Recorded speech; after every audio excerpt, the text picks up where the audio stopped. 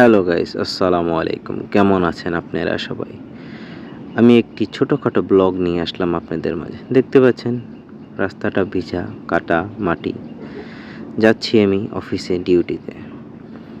বাসে উঠে পড়লাম, আজমেরি বাস। যাচ্ছি আমি বনানী। আজকে আমার মনটা একটু খারাপ, দেখতেই পাচ্ছেন।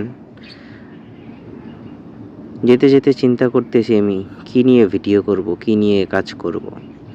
এটা যদিও আমার ইসলামিক চ্যানেল, তাই আমি ভাবলাম কি ছোটোখাটো দুই একটা ব্লগ আপলোড করা যাক। মনের আমার দুঃখ অভিব্যক্তি আপনাদেরকে জানাই। আমি একজন কন্টেন্ট ক্রিয়েটর হিসাবে 2016 সালে থেকে আমার জার্নি। আমি একবার সফল হই, একবার থমকে যাই, হয়তো কন্টেন্ট ক্রিয়েটর হিসেবে আবার থেমে যাই, আবার মাঝে মাঝে কন্টেন্ট তৈরি করি। চিন্তা করতেছি কী নিয়ে কন্টেন্ট তৈরি করব। দেখতে দেখতে আমি চলে আসলাম, এসে বনানীতে নামলাম। আমার অফিসে যাচ্ছি এখন।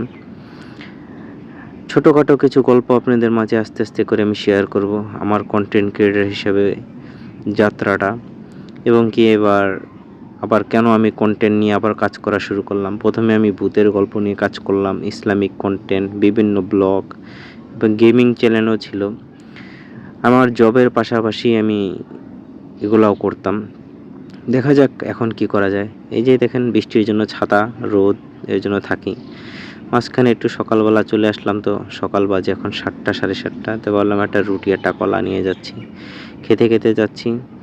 ভালোই লাগলো, মিষ্টি।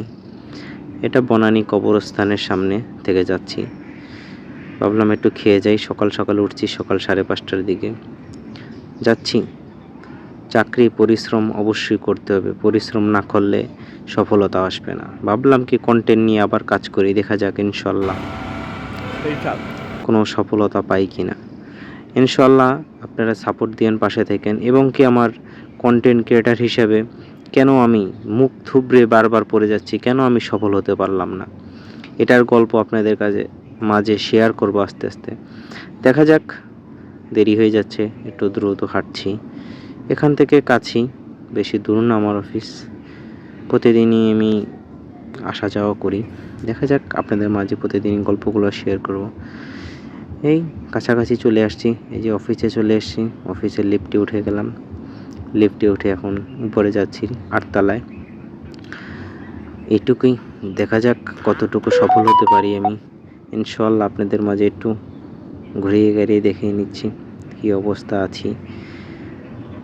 যাক, কন্টেন্ট ক্রিয়েটার হিসেবে অবশ্যই জার্নিটা ভালো হবে। আমার পাশে থাকবেন, অবশ্যই পেজটা ফলো দিয়ে দেবেন। ভালো লাগলে আমার গল্পগুলো আরও শেয়ার করবো। অফিসের ইন্টেরিয়রটা খুবই সুন্দর। ভালো থাকবেন, আসসালামু আলাইকুম, সুস্থ থাকেন।